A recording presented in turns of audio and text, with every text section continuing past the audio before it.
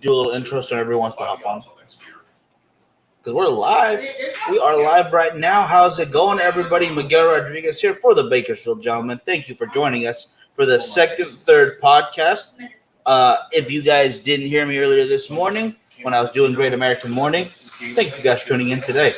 And we will have our special guest in just a minute. Before that, I would like to say, hey, Frankie, how are you today? That was really weird you doing the opening. Like, I'm so used to doing it. I do a better job, though, so it's better. I feel people have gotten cheated. Yeah, when you do it, so that's why I'm doing it. Yeah. Samuel, how you doing? You guys, we're just hanging on for Rocky Patel and join us in just a few minutes. But like Miguel said, did a good job in the morning show, and I wasn't able to join this morning. I was actually busy with something else called sleeping, so I was not able to join. I apologize for that, guys. Kevin, how you doing? Isaac, how you doing? Alex, how you guys doing today?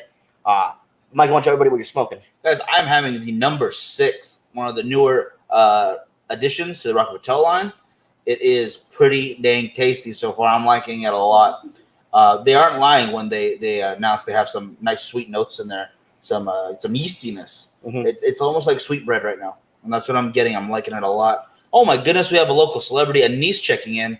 I had a picture of her up today, so I could stare at it, think, what would a niece do, And I had to take it down for being professional reasons. Can't believe I had to do that. Charles, what's going on? Mike, Kat, joining us over on YouTube. Let's see, Joe, and I said Kevin already. Kevin. I'm smoking the ALR, the Age Limited and Rare. It has a Mexican wrapper with Nicaraguan binders and fillers. And I got to say, this is the first time I've tried it. It's actually the number 5 cigar from, I believe, Cigar Aficionado for last year. And I got to say, it's an interesting smoke so far. Liking it? Yeah, I am digging it.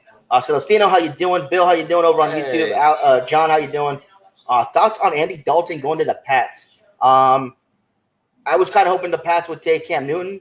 I like Cam Newton. I think he's a great player. But we'll have to wait and see. I haven't seen if it was official yet or not. But you never know. You never know. Who's he going to? They're saying that Andy Dalton might go to the Patriots. Yeah. Best impersonation of our impression of a 1980s Russian boxing match you can imagine. Rock. I would like to ask him his opinion on the Rocky series. Yes. See if Rocky Patel likes those. See movies. If it rings true. You never know. You never know. Just waiting to. Hi, Trina. How you doing? I missed you so much. Oh, wait. You're right over there. There we go. Hey, I'm across the room. Hello. Social distancing. Got to keep it going, guys. We just got some news here in California that they're closing the beaches and state parks as of May 1st. Yeah. It's all this back and forth ridiculousness. I think this one's a bad move. Yeah, I heard other people on some of the other radio stations that listen to other podcasts complaining, oh, yeah, they're reopening, but only allowing restaurants, movie theaters to fill to 50 or 25% capacity. At least you're opening. We're still closed over here. Yeah. So we're at 0. So I would take 25% in a heartbeat. But it is what it is. We'll just have to wait and see. This is a Rocky Patel. You're gonna have a Rocky on or have a Rocky on and not smoke one. That's a age limited rare. Yeah, it's Rocky Patel cigar. I wouldn't do that. Matt, how you doing over on YouTube? Matt, and then Mike says they're closed until the 31st. Jeez, at least ours is tentatively the 15th right now. I'm assuming we're gonna get pushed back. I feel it in my bones, kind of thing. Mm-hmm. But at least right now there is a glimmer of hope. The 15th. Yeah. And I'm tired of hearing my own voice. It's time to get somebody else on. Sir, if you're ready to come on, just give me a thumbs up, and I will bring you on whenever you're ready. There we go. Outside here, give me a second. There we go. All right, there we go. And joining us now, Mr. Rocky Patel himself. Sir, how you doing? I'm sweating. I just came back from a 20-mile bike ride. Oh, wow. Wow. All right. So we are beyond thrilled to have you on, sir. Big fans of your stuff. We're just letting everybody know we were smoking this morning. I'm doing an ALR. Awesome.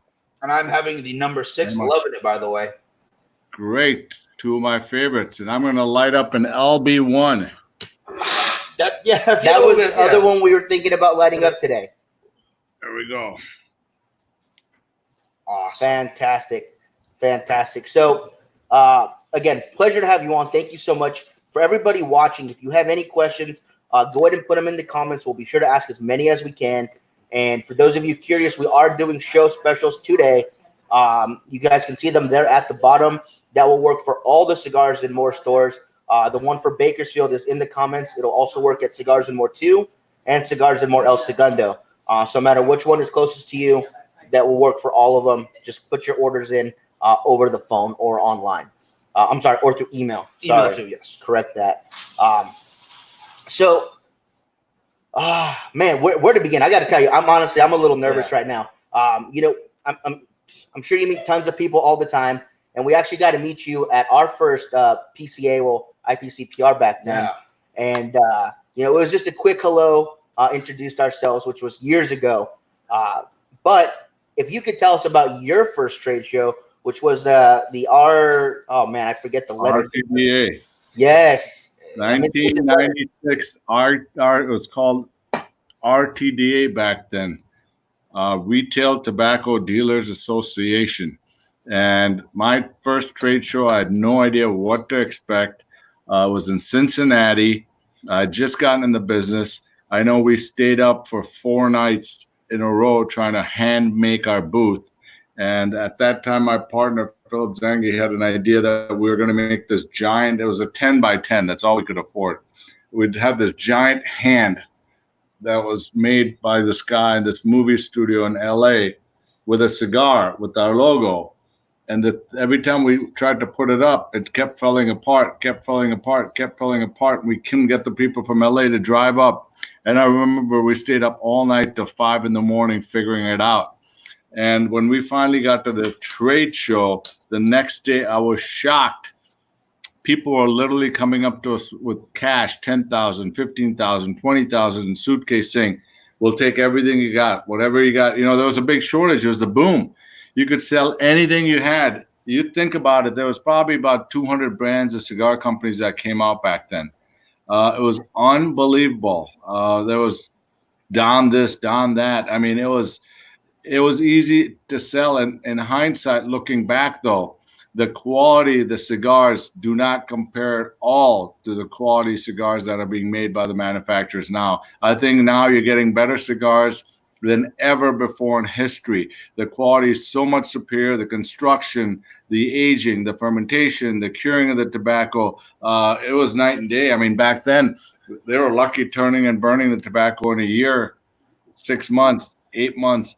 All the tobacco was under-cured, under-fermented. You never got consistent primings, means every batch had a tobacco from a different farm or different part of the leaf. They were just trying to make cigars and crank them out as fast as they could. So it was shocking, but all that came to a real quick stop in 99, 2000.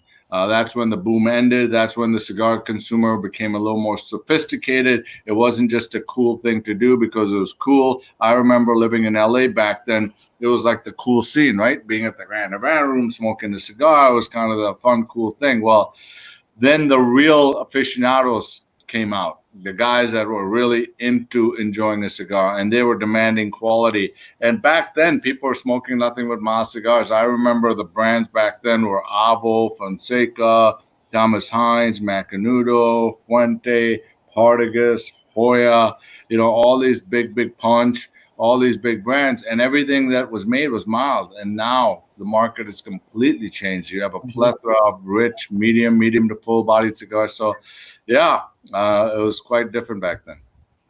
And a few years after that boom ended, as you were saying, you actually changed the name of your company. What was the reasoning behind that? Was it just time to do it? Was it to set yourself apart even more? What was the reason behind that? Yeah, so really what happened is when I got into the business, I really didn't know much. I started learning. I was asking a lot of questions. I went to Nicaragua, I went to Honduras, I went to Dominican, learning, curing, fermentation. I made thousands and thousands of blends to educate my palate. I saw what people were doing right, what people were doing wrong, where people were taking shortcuts. So not having a lot of money and not having any credibility because nobody knew who I was letting other people make my cigars in Honduras and Dominican. I won't mention who, but other people were making them. And I come up with some good blends. I got some good ratings, like 92s, 93s with the Indian Tobacco Super Forte, things like that. But invariably, when I got the actual shipments, the cigars were so inconsistent, they were hard to sell. Like I'd go into a store, I'd do an event, people would buy boxes. As soon as I left, they stopped. And so we realized that they were not curing the tobacco enough. They weren't fermenting it enough. They were changing the binders on me. They were changing the wrappers on me. And the cigars were just inconsistent. So finally, in 2001, when I moved to Florida, we decided to really open up our own production and be in charge of our own production. And I was lucky enough to form a friendship with the Placencia family. And they were kind enough to really give me tobacco till I could pay them, because I said, listen, I need all this tobacco, but I need to actually work it for 4 and 5 years. I need to really take time with it and ferment it. Like I would need to, and do all the things that are required. Well, in order to do that, it would have cost me tens of millions of dollars, and I couldn't afford it. They were nice enough. I said, let me do it. I promise you I'll be loyal to you. Let me have complete control of how we want this factory to run. And so when we had complete control of production and everything, and then I did the same thing at another factory where I got the 10-year-old Sumatra wrapper and the 12-year-old wrapper for the vintage. And so initially we launched the 1990-92 vintage, and that's when I put my name on the brand, because I felt like I had complete control of the quality control, the tobaccos, the construction, and that's when I was proud enough. And then we never looked back. I mean, that's when things changed for us.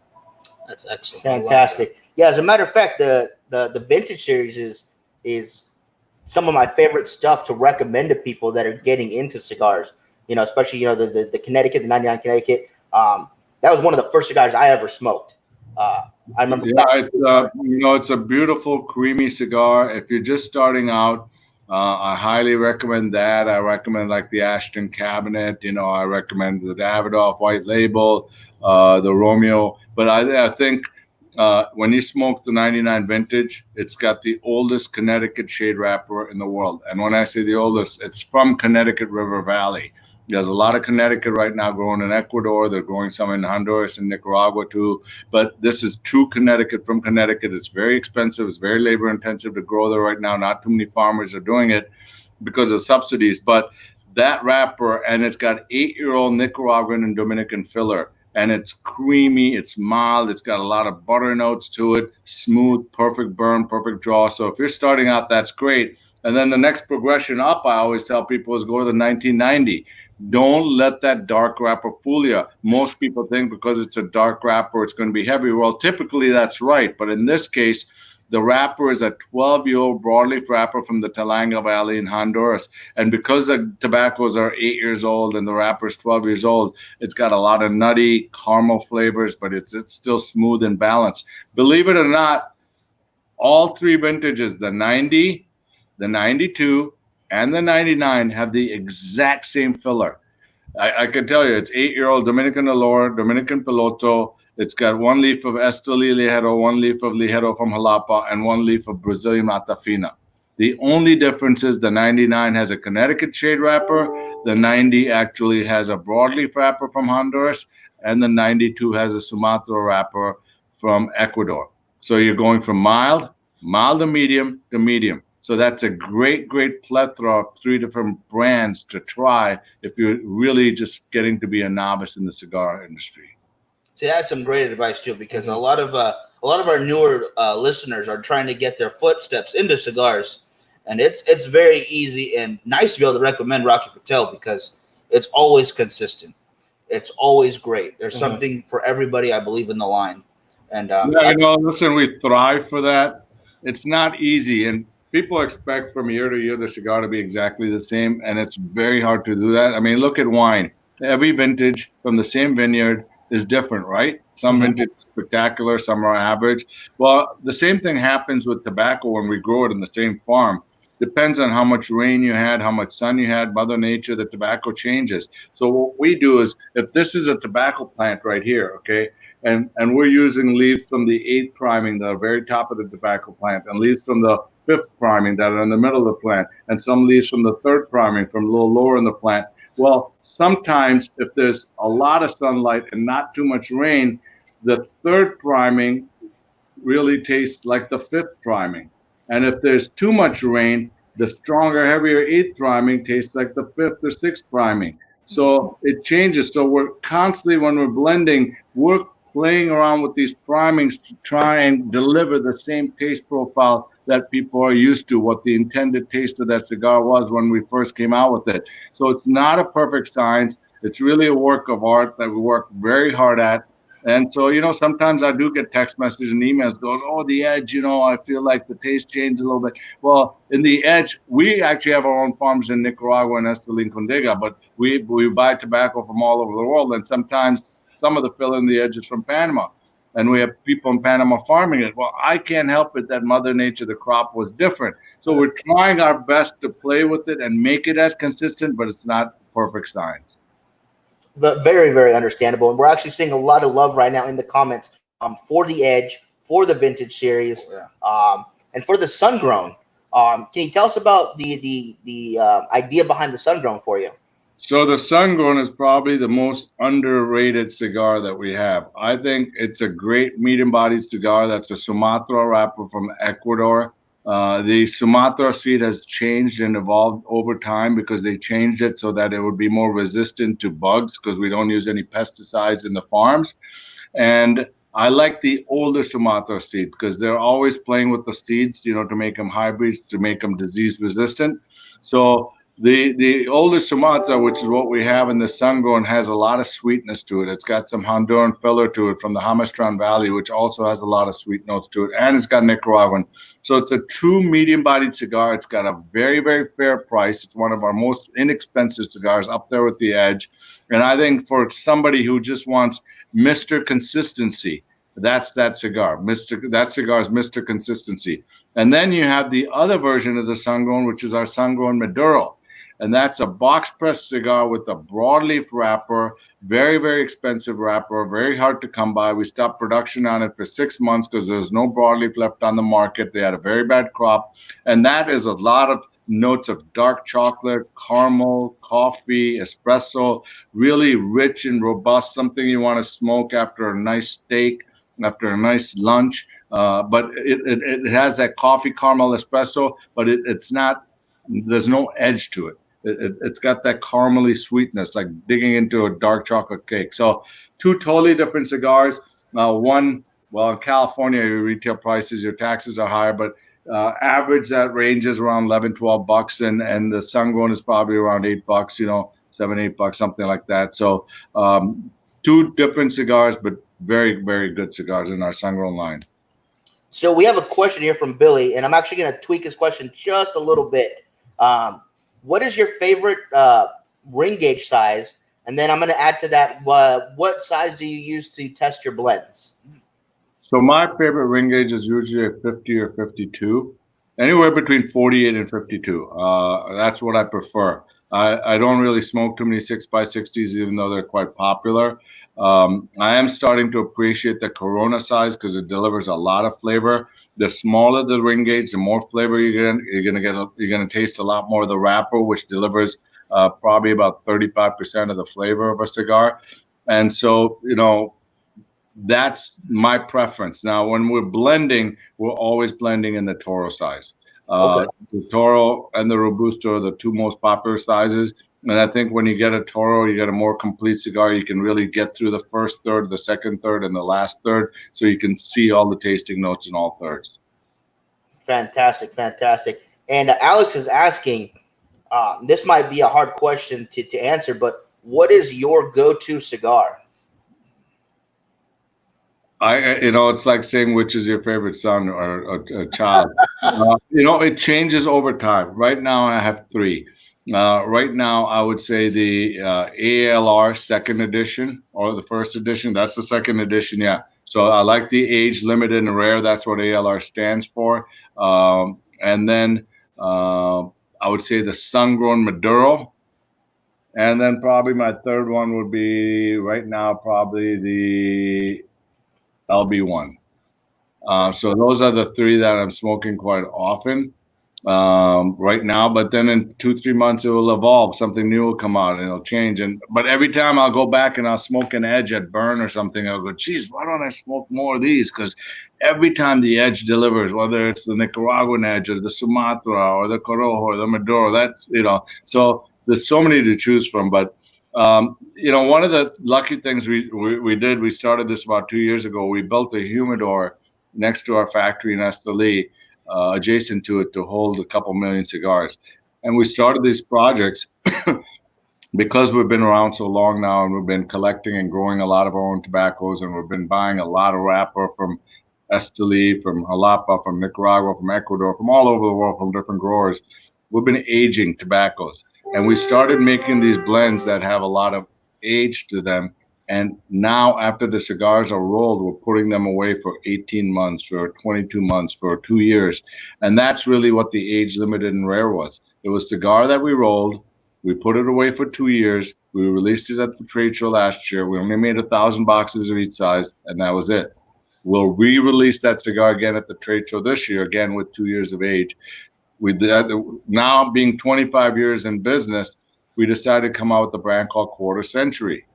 Same thing. Again, those cigars have been rolled now. They're sitting 22 months in the humidor. We just got the first batch to try them, and we only got them after so long because we needed to make sure they fit in the boxes, because cigars change over time in their shape, and we didn't want them to not fit in the boxes and make thousands of boxes and waste them. So we were smoking a couple yesterday, actually, 2:30 in the afternoon, and we were all blown away. So that cigar is going to be called the Quarter Century, and it's going to have a lot of age to it. So we're looking forward to that one too. Definitely looking forward to that myself. That's awesome. Fantastic. So you do have two factories in two different countries. How do you split your time between the two? So I probably split equal time between the two places. They're totally different. I mean, most of our production was in Honduras. Mm-hmm. Now, a lot of the newer cigars are coming out of Nicaragua. Not that one factory is better than the other. It's just different. In one factory, we'll make an accordion bunch. In another factory, we'll make a tubular bunch. In one factory, it'll be single cap. In another factory, it'll be triple cap. In one factory, we don't use any Lieberthal machines, all completely made by hand. In the other factory, we use some of the bunching machines for some of the production. So they're just different. We try to send the best tobaccos to both factories. So it's not that one's better than the other. It's just they're different. Very nice. Very nice. So any plans to do a Dominican factory anytime soon? No, I got my hands full. We're happy. The beauty about having a factory in Honduras and Nicaragua, I could literally get between both factories in an hour and a half. So it's not that bad. So they're right across the border. So it's about an hour and a half, not counting immigration, which can be 20 minutes, it can be 10 minutes, or it can be a half hour. But so it's not bad going back and forth, and we're always shifting tobacco back and forth between the factories and stuff. Okay. So we have a question here from Celestino, who joins us from Arizona. How far do you smoke your cigars down? Well, usually about down to here. The beauty about our cigars, I think, is we spend so much time fermenting the tobacco.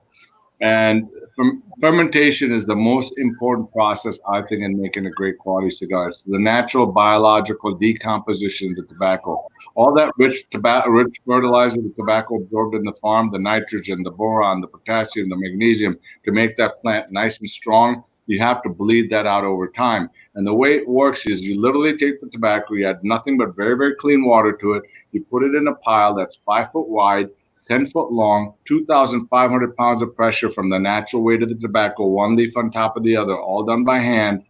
And every 10 days, you rotate the pile, top to bottom, bottom to top, inside out, outside in. When the temperature gets to about 135 degrees, you do this over and over. The higher the priming on the tobacco, the more fertilizer on the plant it's retaining. That might take 4 years. When you go down to here, it might take 2.5, 3 years. When you go down to here, the lightest tobacco is the mildest tobacco, might take 1.5 years, 2 years. So depending on how high the tobacco is, how much fertilizer, how much oil it's retaining, you got to take that time and ferment that tobacco. And when you ferment the tobacco perfectly, you can literally smoke the cigars down to here without getting that ammonia taste, that bitterness, that sourness. See, when you get that ammonia, that sourness, that bitterness, that's coming from the fertilizer. That's why a lot of people that smoke Cuban cigars say put them away for a year, put them away for 2 years, because the Cubans don't spend the time and energy fermenting the tobacco. They want to make it so fast. They want to turn it, get it to market. So when you let a cigar sit for 2 years, you're losing some of its intended flavor, but you're also getting rid of the bad elements. So it's not necessarily a good thing to just let it sit. So a good cigar that's fermented and aged well and cured well is ready to smoke, and it's not going to get that much better with time. It should be great right out of the box. And I think that will answer Mark's question. He asked if you're already aging the leaves and aging the cigars as long as you do they need to be aged when they purchase them? So they really don't. I don't think that most of our brands need to be aged. There might be a few. You could take the Edge and the Sun Grown and let it sit for 2, 3, 6 months. That would be great. But otherwise, I'd say they're ready to go right out of the box. Fantastic. Mike? Yeah, I actually was hoping to touch base with you a little bit on some of this FDA stuff going on. And I was lucky enough to catch one of your videos. I believe you posted 7 years ago. So you've been championing this for quite some time. Have you felt any kind of positive changes in what they've been trying to do since the beginning of this whole kind of tobacco for our industry?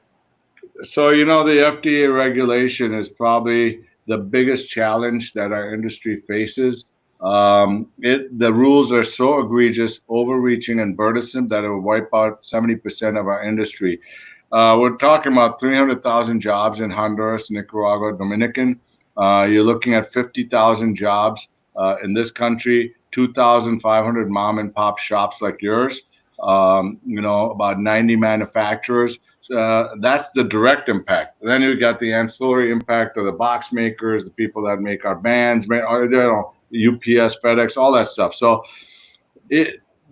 these rules were really intended for cigarettes, because what was happening is cigarette companies were manipulating their tobacco, and they were making them more addictive.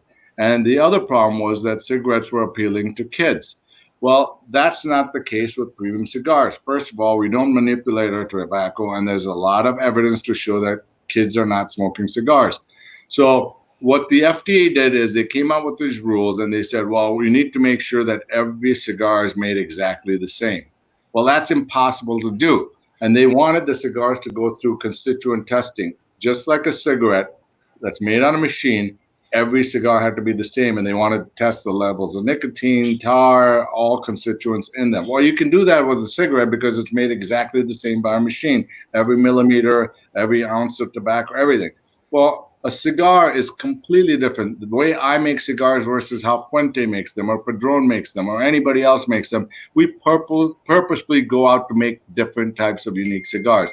Even brand to brand, they're different. Furthermore, from roller to roller, the cigars can't be exactly the same. One roller might grab a little more tobacco than the other roller. One might bunch of it. So you can't control it. So this did not apply to us at all. And it was going to cost us billions of dollars to implement this. They didn't want us to come out with any new cigars after 2007, which means no new brands could be introduced to the marketplace. They wanted the boxes to have 30% warning stickers. So having said all that, we pursued Congress. We had several bills in Congress that we introduced to get an exemption for premium cigars. And every time we got it out of the House and we had a lot of support, got it the Senate side, big tobacco killed the bills, okay? They wanted everyone to be regulated. They wanted to be the lone man standing. Then we finally decided that we're going to file some lawsuits. We had a recent victory 2 months ago, and a federal judge in Washington, D.C. ruled in our favor that warning stickers do not have to be applied to premium cigars. They felt first that it was a violation of the First Amendment. We should be able to express our family heritage. We should be able to express the vintages, the types of tobaccos, the limited tobaccos, countries of origins, just like they do on a wine bottle. Mm-hmm. But most importantly, what was important is that he ruled that the FDA had provided no scientific data and evidence to show that premium cigars have any access to youth, or that there's any harmful constituents, there's any cancer-causing constituents, or any really public health problem with premium cigars. So that was a great ruling. So we are making some headway. I'm cautiously optimistic. Recently, I spent a lot of time in Washington, D.C., in the White House. We actually have senior cabinet officials from the Trump administration assigning a task force to look at this issue because they're concerned about the jobs and wiping out this cottage industry that is so important. So we're hopeful. We have another lawsuit filed to get rid of substantial equivalence, which is an expensive standard to comply with. So we're pushing hard. Between PCA, which is the Retail Association, and Cigar Rights of America, those two organizations have been funding the litigation, and they're taking the lead on this, and we're spending a lot of time fighting this battle, and I'm hopeful that we can get this monkey off our back. Now, if somebody wanted to help, what would the best way for them to do that be? I think the best way is please join Cigar Rights of America. The website is cigarrights.org. I think it's $30 or $35 to join. You get a couple of cigars for it and everything else. We also have Cigar Rights of America bags, 10 packs with like Padron Adversarios, Opus X's, our 50th, all great cigars from all the good manufacturers out there. So please join, look up cigarrights.org, Cigar Rights of America. All the money goes towards fighting this battle. Our legal bill in the last 2 years has been about $6 million. And our lobbying bill has been around 3 to 4. We've spent about $10 million to protect this industry. So it hasn't come automatically, and it hasn't come free of charge. So please help us in fighting this battle. And Chris in the comments just wanted to express his thanks and gratitude for all your efforts to protect cigar rights. So thank you very much. I appreciate it. Another question here from the comments from Celestino. How do you feel about flavored cigars? Well, listen, we have a brand that we make called Java. It's actually made by Drew Estate for us. We don't make it ourselves. It's a very, very popular brand. I think that there are flavored cigars that are on the marketplace that are made exactly like premium cigars. There's no difference. I mean, there are a premium cigar. The only thing there is they flavor the tobacco leaves, but they're made by hand. The tobacco goes through the same curing, the same fermentation, the same process. Even though I don't smoke much of them, there's a big market for them. And there's definitely, I can tell you that kids are not smoking Javas or acids or any of those cigars or mocha or whatever it might be, because they're just too expensive. Oh, yeah. I mean, for me, I got to say, though, the Java Red is one of my absolute favorite for flavored cigars. I don't smoke them very often. Flavor's just usually not my forte. Yeah. But every Thanksgiving, that's my after dinner cigar right there. Yep. Yeah, I think the key to the Java brand is that it's not overwhelming in flavor, right? You can actually tell you're smoking a flavored cigar with just a hint of coffee, vanilla, and chocolate. And perfectly spot on right there. Mm-hmm. Mm-hmm. And I had another question too, real quick, because we know that you got some of your folks in the entertainment industry before cigars. Are there any lessons that you from that part of your life into cigars, or just so forth and so on, that kind of just stuck with you?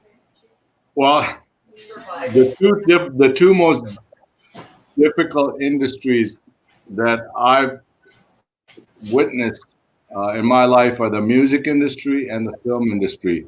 You can go into several months of negotiations on a deal and have a handshake. And when you get the contract, they're still going to screw you backwards and forwards and lie and cheat and steal. So there's a lot of distrust in both those industries. So in that respect, both those industries are very, very challenging. There are a lot of shady people in both industries.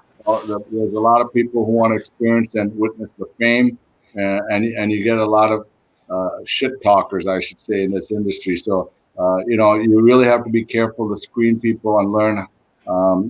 I've really learned to start doing business with people you rather trust. All the agreements I have with the Placencia family and many other families in the tobacco business, there have never been contracts. It's been a handshake, and we've never had a problem. And that's another thing I love about the cigar industry. It's just it feels like a really trustworthy community, a caring community. Even right now, during the times we're going through, like Smoke Inn doing their Pay It Forward program, people still donating to Cigars for Warriors, trying to help out the troops. Oh, it's great. It's amazing because, well, one of the things that drove me nuts, and when I spoke in front of Congress, I said, it's amazing that we send these young kids to Afghanistan and Iraq. And we used to personally send 5,000 boxes between Afghanistan and Iraq to the troops. And the FDA stopped us from doing that. And I said, it's a shame that these soldiers come back in body bags, or they come back without arms and limbs, and they're there to protect our fundamental rights and privileges as Americans. And here you are sitting in Washington taking those same rights and privileges away from them. And to your comment, I completely agree. I think, this cigar is the only product in the world that I know that brings people together, regardless of what race, what religion, what socioeconomic class. When you have a cigar, you automatically make a friend, and everybody sits around. They can talk about life, politics, sports. They can daydream. They can meditate. They can collect their thoughts. You never see a problem when cigar smokers get together. I said, if we ever had an issue in the world, all you need to do is sit Putin down with Trump and give them each a cigar, and we could resolve all the world's problems.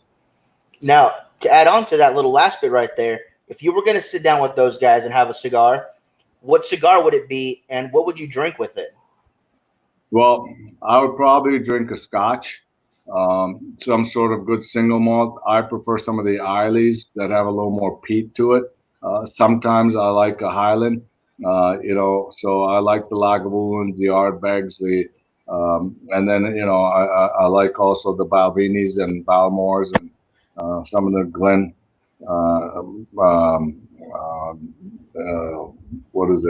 the Glen Morangi sherry cask. But if I had to smoke a cigar, it would probably be, I'd take an age limited and rare, or I'd take a sun-grown Maduro. Fantastic. Now, here's another possibly difficult question for you. Also from Celestino, what's your favorite cigar, maybe one or two, that you don't make? Well, I really like the Shark from Fuente, the Anejo. I think, that comes out every so often. I think that's a great cigar. I like some of the Padron Aniversarios. I like, there's a limited edition that my father makes that I like quite a bit too. I like the La Rañaja by Eric Espinoza. Those are probably some of my favorites. Very nice. Excellent. And then I also wanted to touch, because I was also listening in this morning to PCA doing a virtual town hall about the industry and what's going through right now with all the lockdowns. I was wondering if maybe you had any advice for small businesses, just certain little bits of advice to give them during this time, just what they're going through. Yeah, I think they really need to focus on service. Make sure that you have the plethora of products from companies that are going to support you in marketing, promoting the brands. Have the service, cleanliness, whatever you have to do for your customer. But my biggest advice is to the consumer. I think in this challenging time, please support your brick and mortar retailers. I know a lot of people are buying through the internet right now because most of the stores are closed. If there are stores that are doing curbside, support them. When the stores open up, please support them. Keep in mind that the frontline stores like yourself have educated staff that is very knowledgeable about cigars. They're the ones that actually give the right cigars to you, so you get the right taste profile. You have a lounge where you can go smoke. These stores are paying rent. They have costs. While they have no income, they still have to make their rent payments. So please support the local brick and mortar stores. They're the most important thing we can do, because cigars are a family. We're a family, from the farmers to the manufacturers to the retailers to the consumer. We're a cottage industry, and we must stick together and protect each other. 100%. Yeah, 100% agree with that. Now, as we were talking, we were listening to the PCA town hall. They do plan on still holding PCA this year. How have you guys prepared for that? Well, we're going to make some changes. I support the PCA 110%. The PCA has really stepped up over the last 5 years, hand in hand with the family-owned manufacturers to really fight the FDA, to fight all the battles on the state fronts, whether it's state taxes, whether it's anti-smoking regulation, all these issues that most consumers don't see. On a daily basis, there are new bills being introduced in every state trying to keep us from smoking in retail shops, keep us smoking from bars, restaurants, trying to raise the tobacco taxes. In California, it happens all the time. We spend a ton of money. California, being so far left, is always trying to tax people. So please, that's why you need to support the retail organization. And so we've always been committed to being at the show. We'll be at the show this year. We'll take steps, whatever we need to do, if it's social distancing, cleanliness, hygiene, do all of that. But we're committed to the show. We'll be there at the show because the income from the show allows us to have the revenue to fight and pay our legal bills. No, that definitely makes sense, man. Yeah, they've really done a great job of getting the word out, and it's nice to have an organization like the CRA who has a way. I think they have that list of letters to send to your local representation. Yes, and that was actually like what you talked about right now about California. And I was going to ask what you think we in a state that we're in right now that's not so cigar friendly, just up and down, can't deny it. What we could do as just individuals living in places where it's more regulated, more taxed, like ourselves, Utah, Hawaii. If there's anything we should be doing, maybe a little extra on top of what we're already doing. Yeah, I mean, certainly go to the PCA website, and the CRA website. They actually have form letters, and they point you exactly to who your state congressman is, your state senator is, and all you got to do is click on it and send it out to them. It already has the content all filled out, and that certainly helps. And what's going to happen now is after COVID,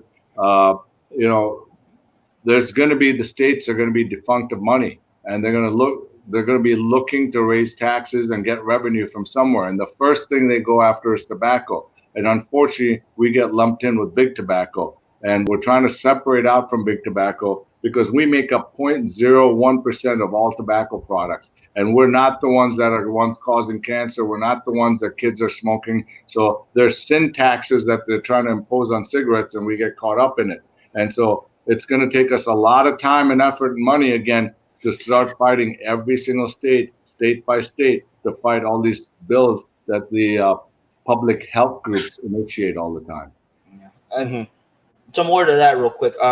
They've been trying to push this for quite some time. Have you seen anything on the side of the FDA that would show any kind of positive on their end of trying to regulate us like this? Is there any? Every time they come up with any argument, we shoot it down with science. And we spent $500,000 collecting data that they had from their own research that we used against them. For example, to give you a simple statistic, they had buried in their data that the average age of a cigarette smoker starts at 13 years old. The average age of a cigar smoker is at 28 years old.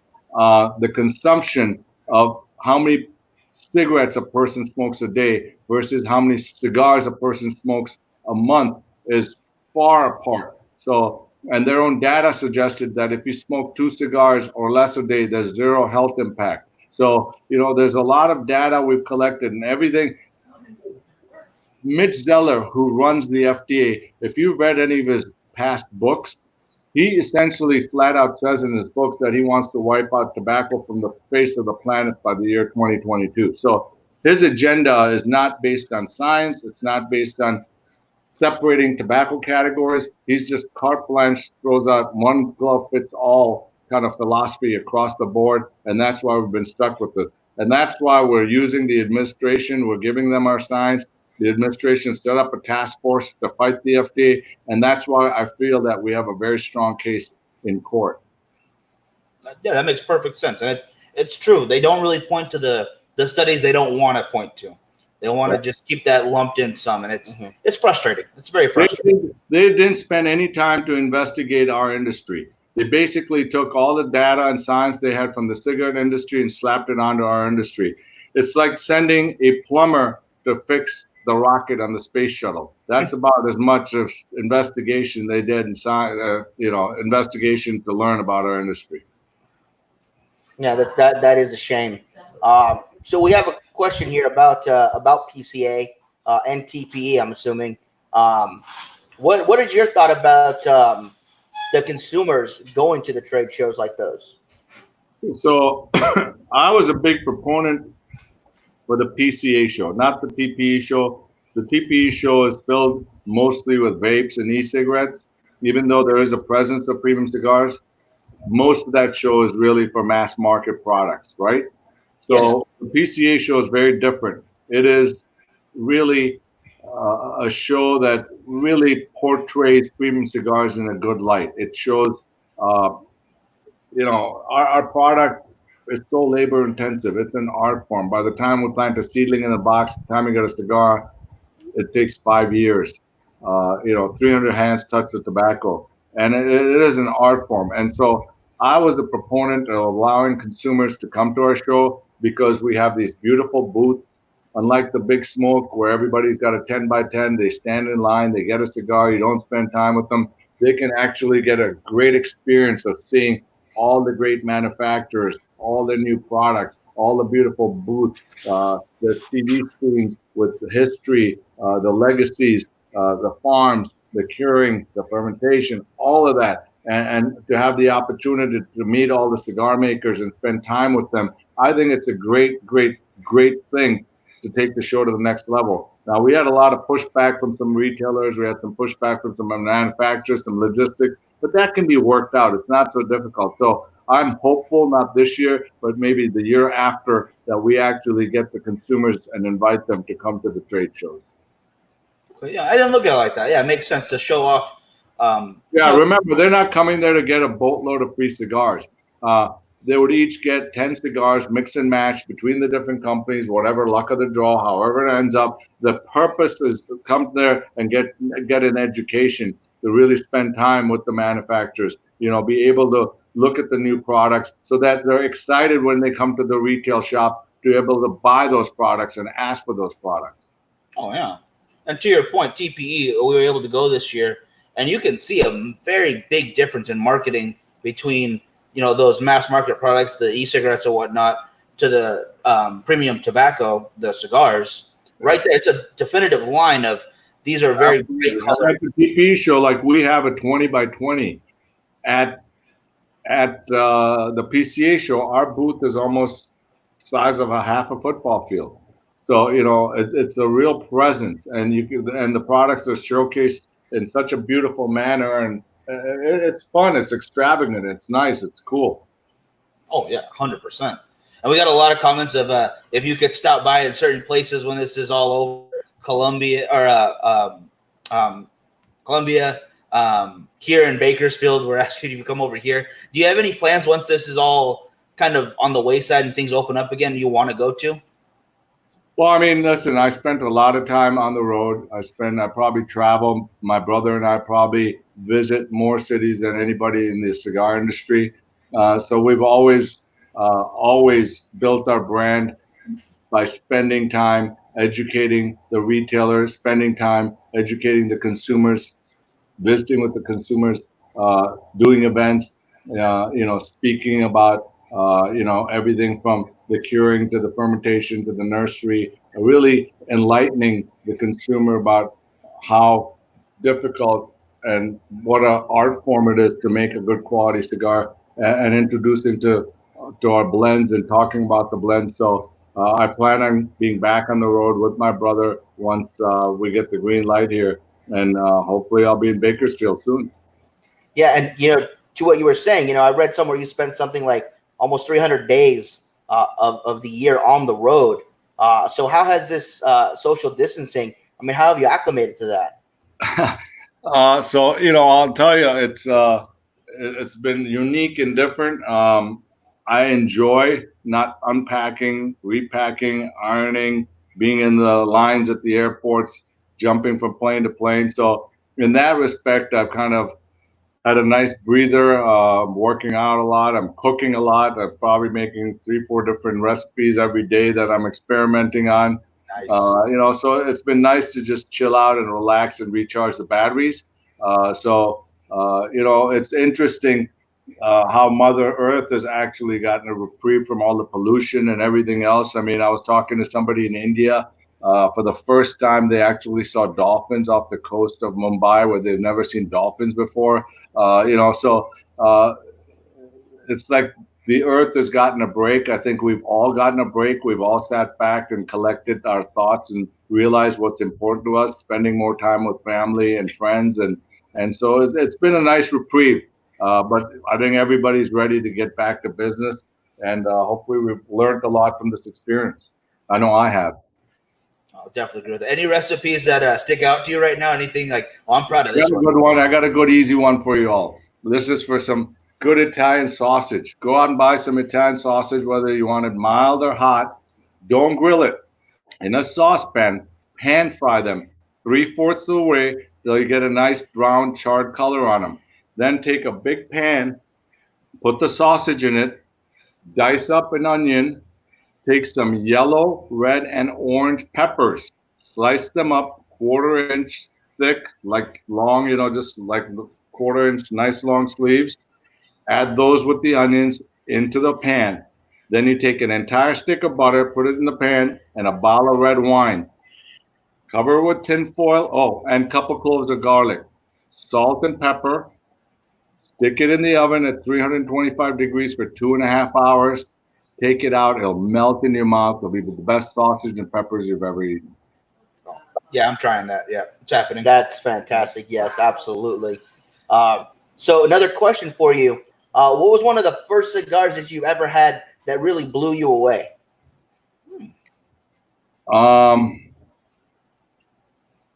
Well, I went down to Cuba for the Cohiba Festival, and everything that I smoked there, I thought was from a scale of 1 to 10 below a 5. I thought it was terrible. I thought it was under fermented. I thought they were young, just unsmokable, most of them. And then I went to Pino del Rio to a guy named Jose Ruiz who had a farm there. And he had some tobacco that he had fermented properly, aged properly, made a cigar, and he handed me 2 cigars. I smoked them. Probably one of the greatest cigars I've ever smoked. Sweet, balanced, unlike anything I'd ever smoked ever before. Fantastic. Awesome. Yeah, that's great.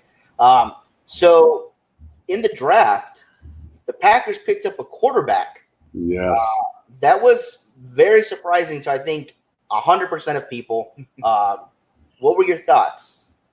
Well, listen, I wanted them to go out and get a wide receiver, some sort of skill player. I've always thought that Aaron Rodgers should at least have 3 rings by now. I think he's probably the greatest quarterback I've ever seen since 1974, since I started watching football, regardless of Joe Montana, anybody, even Brady, as good as Brady is, he's got the greatest coach of all time. Rodgers has that talent of precision. He's got the arm, he's got the brain, he's got the maneuverability. The guy doesn't throw. He threw 5 interceptions last year. Very, very smart guy, and they've never surrounded him with talent. He's always had receivers that would leave and go somewhere else, and they couldn't even start. So, if you gave him the weapons, he'd be great. Having said all of that, I think their philosophy was to move more to a run game, move to a San Francisco type offense, not put so much pressure on Rodgers. And we've had, I think, 40 years now with 2 of the greatest quarterbacks back to back, and they thought they had an opportunity for another era of drafting a quarterback that hopefully would make a run for 20 years. So this is somebody that they want to play 5 years down the line. He's definitely not going to challenge Aaron now. So they thought he was the best pick. At first, I wasn't happy for it. I wanted them to really supply Aaron with the tools so he could win at least 2 more Super Bowls. But we'll see. I'm up in the air with that pick. Yeah, because they did pick a pretty decent running back. They did pick a good running back, and they picked a tight end. And Yeah. we wanted to see a wide receiver and a tight end right off the bat, or a really great defensive end. But we'll see. Everybody in Green Bay was quite surprised with that draft. On paper, they're not happy with it, but when you sit there and really analyze and listen to the coaches, it makes sense. So let's see if the coaches can execute. He did quite well. We had a 13-3 season last year. We have what?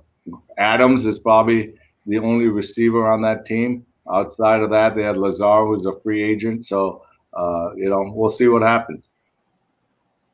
Now, they also cut Jimmy Graham, who was picked up by the Bears, and re-signed Mercedes Lewis. What were your thoughts on that? Jimmy Graham, he couldn't get any separation. He just lost his speed. He didn't have the wheels. He dropped too many passes. Bears have 8 tight ends right now. I don't know what they're thinking. So the Bears are sitting on 8 tight ends. So that makes no sense. But I think the Pack will be in the mix. Okay. Very nice. Awesome. And Aaron Rodgers, regardless of what everybody says, is not upset. He's fine. He's a team player. He's a great guy. And I think there's nothing to worry about in Green Bay. Paul, I think he just joined us, said football and cigars. What would your favorite adult beverage and cigar to have with that while you're watching a game? So it's usually scotch, craft beer, or good red wine. But typically I'm drinking Johnny Black and Johnny Double Black and Waters when I'm just drinking. Nice. Fantastic. If I start drinking the single malt, I get too drunk because I'm drinking that with one ice cube and they go down too fast. So now, do you see Rodgers retiring as a Packer, or do you see him doing what Favre and Brady have done? No, I see Rodgers retiring as a Packer. I think he's got 5 good years left. Wow. Okay. Wow. Yeah. Fantastic. He's still upset because his Brady went over to my team for the Buccaneers. So this point, we have Bill Bullock in our office who's a big Buccaneer fan, but somehow that organization always finds a way to screw things up. Yep. I mean, I'm a fan until I die, but you got Gronk now too. So let's see. You got 2 great wide receivers. I just don't think Brady can throw the ball downfield anymore. And he rushed Brady, and he throws it short. He throws it, into the ground, and so it'll be interesting to see what happens. Oh yeah, I can't wait for season startup. Cannot wait. Definitely excited for the season start. So before we end the show, we only have a few minutes left. Miguel smoking the number 6. Can you get into that one for us? Yeah, so the number 6 is a very different cigar than anything we've ever made. That's got a unique wrapper. It's got a Corojo wrapper that's grown in Honduras, and it's got most of the fillers from the Jamastran Valley in Honduras. And what I like about that tobacco is it's got a lot of sweetness. That cigar, I tried to mimic that cigar that I was talking about that I got from Cuba. And so that cigar is really medium-bodied with a lot of balance, with a lingering sweetness. It's just got that sweetness from the Jamastran that I enjoy very, very, very much. Oh, absolutely. I'm getting it right now. It almost reminds me of like sweetbread that we get here in Bakersfield. Just unbelievably great. Yeah. So before we let you go, oh, wow. I had a question on top of my head, and I just totally spaced when you started saying the sweetbread. Sorry, my mind went to sweetbread, to the sausage we were talking about earlier. Totally lost it. Who would your ultimate Super Bowl matchup be? Who would you want to see face the Packers? Well, I think the best team in the AFC still is Baltimore. I think they loaded up again in the draft. I think that quarterback's unstoppable. He's really, really good. So I think a great matchup would be the Ravens against the Packers. I like to see that. Yeah, fantastic. Nice. That's a good call right there. I wouldn't mind seeing Kansas City against the Packers either. I think that'd be a great Mahone against Rodgers would be a great matchup also. Yeah, that guy is very talented. Definitely. Yeah. Well, we want to thank you so much for taking your time to be with us today. Pretty sure everybody enjoyed it, would agree with me in thanking you and saying what a pleasure it was to have you on. Thank you, guys. Really appreciate it. Be safe, be healthy, and don't forget to support your local brick and mortar stores. Rock on. All right. Thanks, sir. Thank you. All right, guys. Well, that brings us to the end of our hour. I hope you guys had a good time watching Rocky as much as we did getting to talk to him. I'm sorry we didn't get to all your guys' questions, but we did have some we want to ask. So we do apologize for that, but we did see all your guys' comments. So maybe we'll get to ask him a little bit more next time we see him. Mike, anything else before we go? No, that's about it. I hope to see you guys Saturday when we go live again at 7 p.m. We'll be doing more giveaways for my birthday, so be sure to win. Can't wait. And other than that, thanks guys for watching. Yeah, don't forget, you guys, the show deals are at the bottom, running across the ticker there. They will be good for the next week. So you can call any of the Cigars and More locations, Cigars and More Bakersfield, Cigars and More 2, or Cigars and More El Segundo, and you can still get those deals through the week. Make sure you guys call and see what we have in stock. We have the number 6, we have the Age Limited Rare, and we have the LB1 that he was smoking on the show. We have almost all the vintage and all the sizes you could ever want. And you guys can always get a mix of 20 to equal that one box and get that discount on it. And, of course, we still have these little guys here. If you guys want to try the vintage stuff, you're going to get 2 of the 90s, the 92 and the 99 in this. So that's really a good little one to go with as well if you guys want to try those vintage ones. Oh, absolutely. Yeah. Pick some up. Give the store a call. The number is going on the bottom, and I'll have that running on the Great American Morning Show until next week. Yep. But as he said, make sure you guys support Cigar Rights of America and Cigars for Warriors, and we will catch you guys on Saturday's show for his birthday. So if you guys want to win some prizes, make sure you guys tune in, answer the questions. If you guys want extra chances to win some stuff, you can become a Facebook supporter, or you can join our Patreon on patreon.com. And we will actually have some very interesting news for you tomorrow on the Great American Morning Show about our Facebook supporters groups. And if you haven't joined yet, a good reason to join, we're going to give you tomorrow morning. So make sure you guys join us for that. It's $4.99 a month, and that is at 8 a.m. Pacific Standard Time. So 11 o'clock, a little bit more manageable for you guys on the East Coast. But some really big news about our Facebook supporter group, and joining it if you haven't done so already, you guys. It does help us out a great bit when we're doing the shows and helping us out run the show. And some awesome stuff coming for you guys from that. Oh yeah. It's gonna be exciting. I'm excited for it. Cannot wait to talk to you guys tomorrow morning. I'll make sure to wake him up too, because he's gonna want to share this. I'll be awake for this one, guys. All right, guys. Y'all take care. Stay safe. Stay healthy. We'll see you guys next time. Have a good one, guys.